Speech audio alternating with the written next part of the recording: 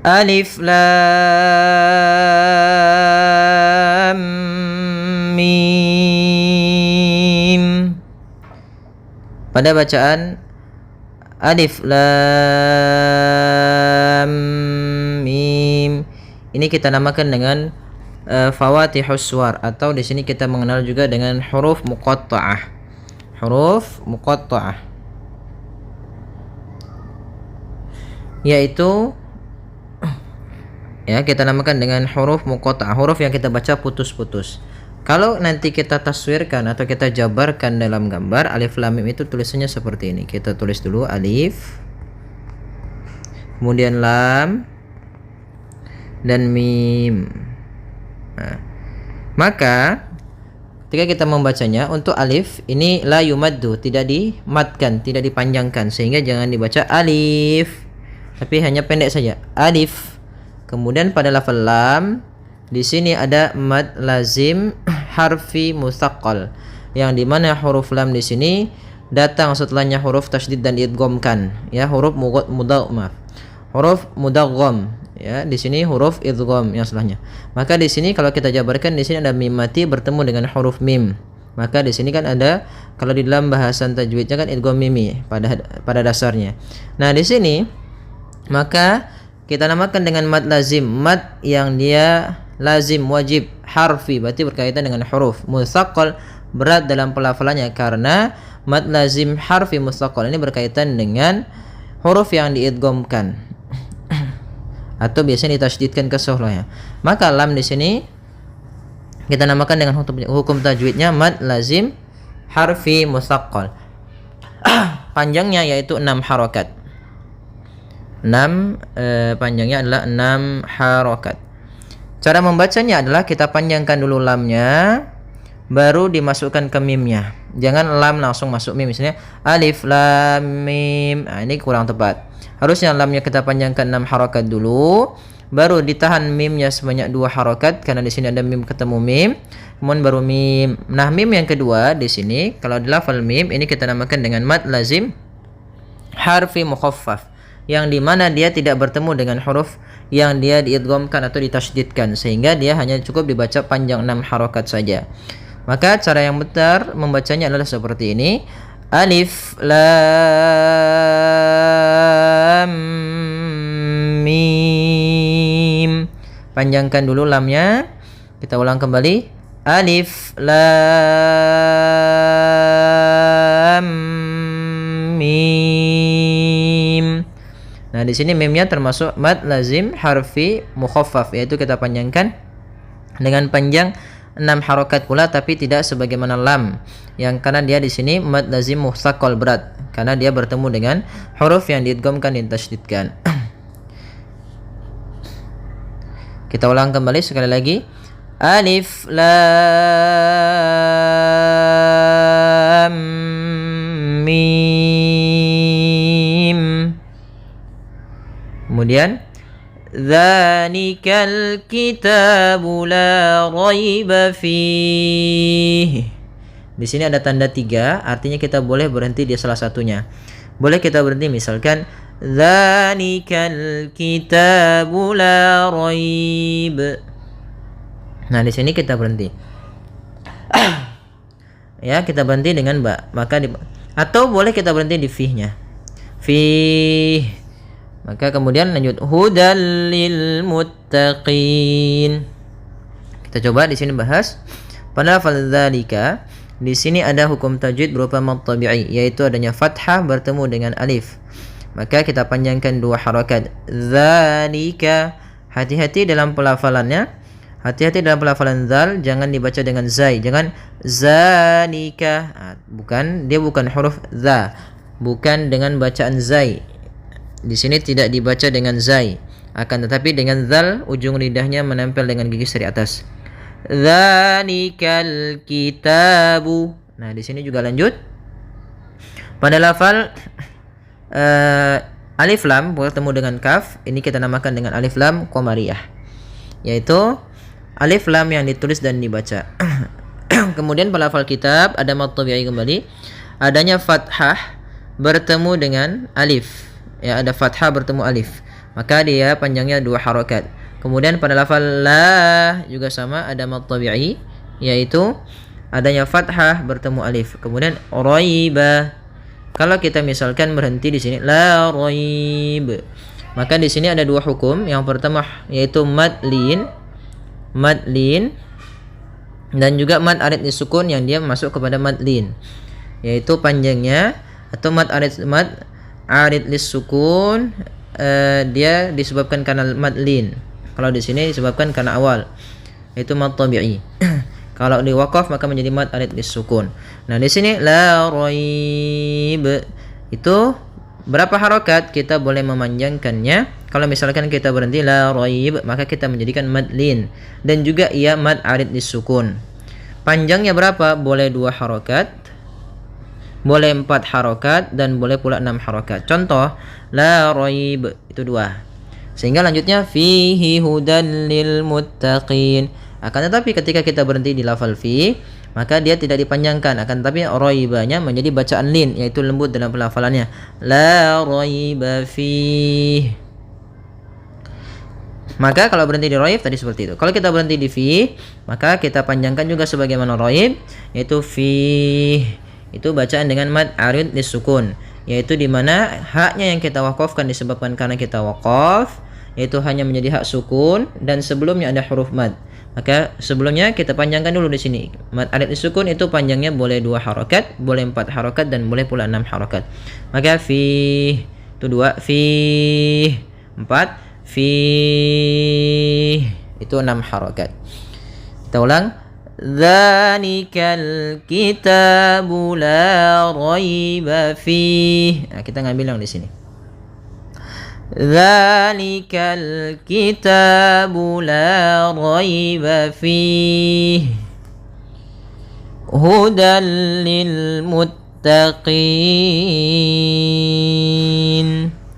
Kemudian pada bacaan hudan lil muttaqin, di sini ada hudan, ada fathatain bertemu dengan huruf lam, maka kita namakan dengan idgham bila gunnah. Cara membacanya idgham itu yaitu memasukkan, sedangkan bila gunnah tanpa disertai dengan gunnah. Maka tanwin diapakan dimasukkan kepada huruf lam, tapi tidak boleh ditahan, tidak boleh hudal, akan tetapi hanya idgham saja, dan dia termasuk idgham kamil yang sempurna. Ya, hudal lil muttaqin, langsung ke lam dan tidak ditahan. Hudal lil muttaqin. Kemudian pada lafal qin ada bacaan mad arid disukun. Mad arid itu mad yang disebabkan atau muncul karena adanya sukun arid. Yaitu sukun yang timbul disebabkan karena wakaf. Pada dasarnya muttaqina, karena dia wakaf maka menjadi sukun nunnya. Sebelum huruf nun yang disukunkan ada huruf mad, maka panjangnya kita boleh panjangkan 2 harokat, 4 harokat, ataupun 6 harokat. Lil muttaqin 2 harokat, lil muttaqin 4 harokat, lil muttaqin ya itu 6 harokat. Alladzina yu'minuna bil ghaibi wa yuqimuna as-salata wa mimma razaqnahum yunfiqun. Mungkin bagi teman-teman yang tidak kuat, kita boleh berhenti di lafal shalah. Alladzina yu'minuna bil ghaibi wa yuqimuna as-salah. Kita ulang lagi dari wa yuqimuna as-salata wa mimma razaqnahum yunfiqun. Kita ulangi di sini alladzina. Oke, di awal bacaan ini ada alif lam syamsiyah. Nah, ini berkaitan dengan bacaan ketika al di awal. Apabila ada seperti ini, bagaimana cara membacanya? Ketika ada al di awal, itu hamzahnya kita kasih harokat fathah. Maaf, ya di sini hamzatul wasal kita namakan. Jadi kita kasih alifnya kita kasih dengan di sini hamzah atau alif ya, hamzatul wasal atau alif di sini kita kasih harokat fathah. Maka kita baca di sini alladzina. Kemudian pada lafal di sini hati-hati dalam pelafalan jangan dibaca allazina. Yang sering terjadi kesalahan adalah membacanya zal dengan zai. Kemudian di sini ada ya sukun allazina, ya dibaca dengan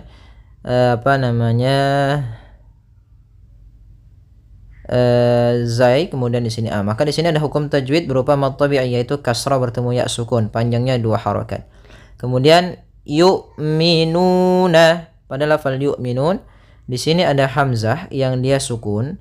Maka cara membaca huruf hamzah itu adalah dia memiliki 2 sifat yang paling mencolok, yaitu sifat sifat jahar dan sifat hamzah, yaitu ada sifat jaharnya. Ada sifat jahar dan sifat syiddah.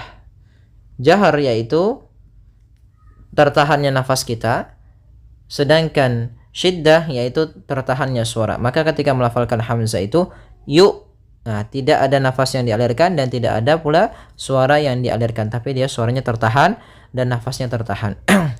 Kemudian yu'minu, hati-hati jangan sampai terbaca dengan jangan dibaca dengan ain. Sering juga terjadi kesalahan adalah membacanya dengan ain. Bagaimana cara melafalkan hamzah? Yaitu dari pangkal, makhrajnya adalah pangkal tenggorokan kita yang dekat dengan dada. Yu'minuna, kemudian lafal nuna ada dhammah bertemu waw, yaitu bacaan mad tabi'i, panjangnya 2 harakat. Nabil ghaibi, yu'minuna bil ghaibi. Kemudian lafal bil ghaibi di sini ada alif lam qamariyah, alif lam yang ditulis dan dibaca ghaibi. Kemudian di sini ada ya sukun yang didahului dengan fathah, maka kita namakan dengan bacaan lin, lembut dalam pelafalannya, bil ghaibi.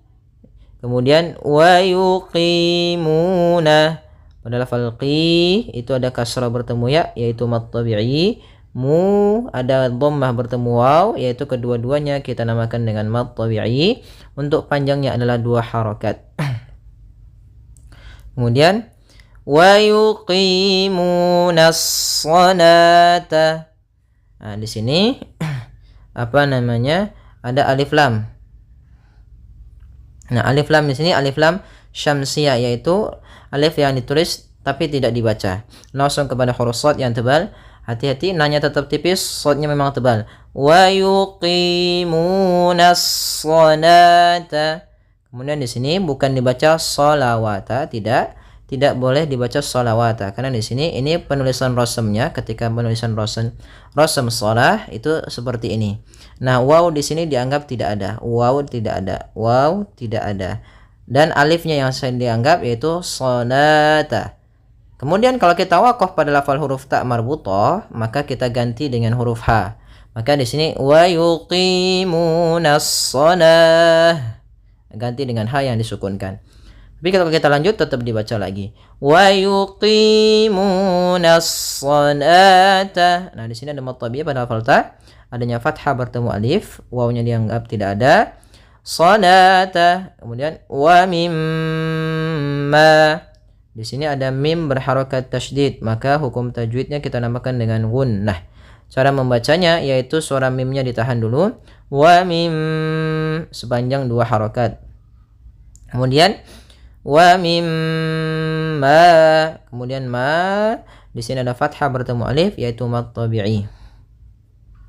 Kemudian razaqnahum, ra tebal yaitu ra tafkhim ditandai dengan ra yang berharakat fathah. Kemudian za, sempurnakan za ya, za.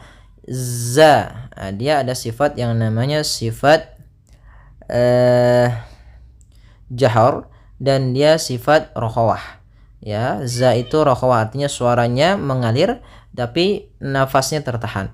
Razaqna, zaqna. Kemudian pada lafal qaf yang sukun kita namakan dengan bacaan qalqalah, yang mana di sini cara membaca huruf qalqalahnya tidak boleh ada tambahan hamzah ataupun saktah. Misalkan razaq, nah itu misalkan kemudian kita berhenti. Razaqnahum, itu saktah sedikit ya. Razaqnahum. Nah, itu atau bukan saktah, dia berhenti gitu ya.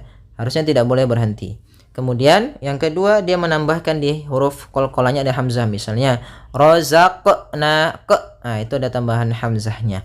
Sehingga dia tidak dibaca dengan tambahan hamzah ataupun yang seperti tadi.